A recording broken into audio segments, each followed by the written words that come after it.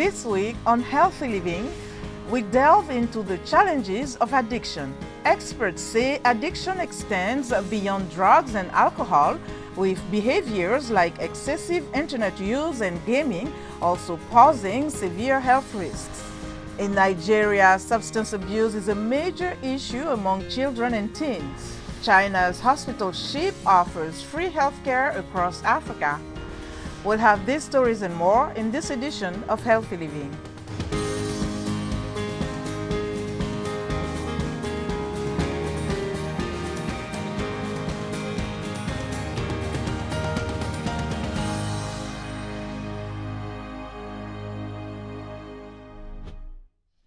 Hello, I'm Lina Ahmoudou. Thank you for joining us for another edition of Healthy Living. Addiction comes in many forms. It affects people from all walks of life in different ways.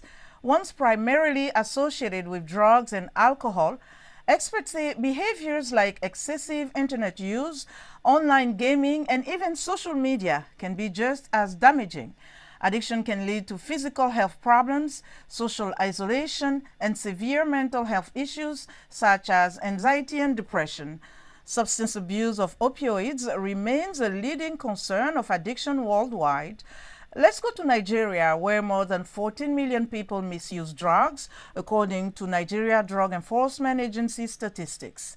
Some of them are children or teens. Alassane Bala reports from Kano, Nigeria. The new road in the Sabangari area of the northern Nigeria city of Kano is a place where adults and many teenagers come to smoke drugs like cannabis or half inhalants, also known as gum or sholisho. 13-year-old Ibrahim Idris uses cannabis and an inhalant called solution. He went into a rehabilitation center 6 months ago, but is now back to using. I am enjoying it here.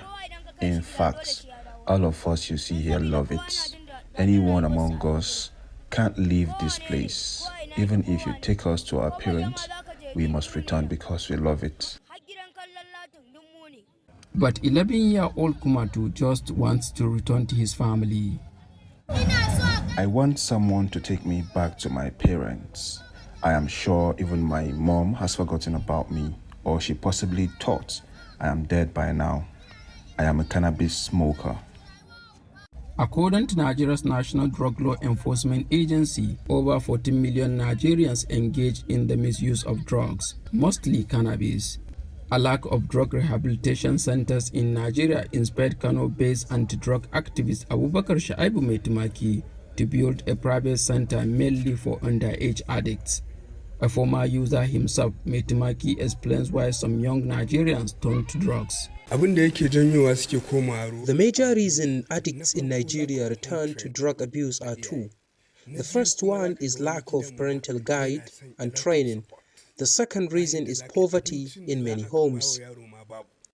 Muhammad Awal Imrana's two sons, aged 16 and 18, are drug users. He says parents should not abandon their children to drugs, but keep trying to help them. I have two drug addict sons. I have been bringing them close to me and it is helping. One has stopped and the other has reduced.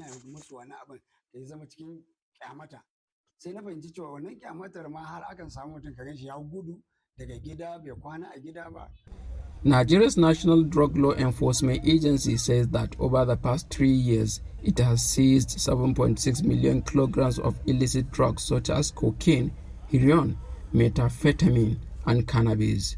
And it has had success in court against those who sell them. When you also look at the number of prosecution, that is convictions, though the agency had also prosecuted and successfully gotten convicted within the same bracket, over 9,000. According to a 2021 United Nations report, Nigeria will have 20 million drug users by the year 2030. But Ibrahim Idris and some of the people he uses with have other plans. They say they hope to get helped and return to a clean life. Alassane Bala, VOA News, Kano, Nigeria. Dr. Francesco Leri is full professor in the Department of Psychology at the University of Guelph in Ontario, Canada.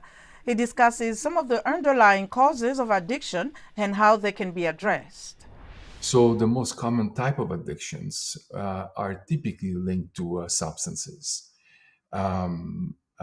Because drugs of abuse have the ability of taking over systems in the brain that are designed to make us learn about important stimuli in the environment, seek those stimuli, interact, use them, consume them, plan on how to get those stimuli, thinking about food, for example, thinking about water. So we have those systems in our brain that are designed to make us learn and follow and seek these stimuli, and drugs of abuse are very powerful in activating those systems and in some ways and in some situation taking over. The environment and the genes are interactive to create the person and the physiological substrate of the person. And then, of course, there is the experiences with the drugs, the age, the type of drug, and the social milieu, obviously, and the family milieu. It's not necessarily the addiction per se, but is particular characteristics that may predispose some individuals to develop a condition that fits a substance dependence. So I think it's probably a more useful way to think about it as mental health, generally speaking and broadly speaking, even within a particular class of, or let's say, alcoholism. There are differences in how people will respond to treatment and who's better predisposed to, to take the most advantage of the treatment. The major problem of addiction is that it is a relapsing disorder. If it wasn't relapsing, then I don't think that we will have the problems that we have nowadays all around the world. You quit drinking, that's it. But that's not the way it is. The vast majority of individuals relapses. It doesn't matter what it is. It doesn't matter what the drug is. The statistics are 70% in general within 2 months. I mean, there may be variations there from study to study, of course, but relapse is recognized as a critical issue in the recovery process. If support is available, my response to that would be to engage with a professional, a counselor, addiction counselor, a psychologist, a psychiatrist. Have you ever experienced any form of addiction, and what do you think is the most challenging aspect of overcoming an addiction? Here are some reactions from Addis Ababa, Ethiopia. The first time I started to use substances was during my mom's death. I'd lost hope after her death, and that led me to becoming an addict. It's been 16 years since I started chewing khat and smoking cigarettes. One reason for my staying in the addiction is the community I live in. That's the main factor. There are no employment or job opportunities in my neighborhood. So with any money left for my daily meal, I will buy my cigarettes and khat and sit on the corner. I used to be an addict. Thanks to God, I have found myself and became clean. I used to have family issues which made me angry, and that led me to become addicted to many things. I can also say that the neighborhood I used to live in also promotes such behavior.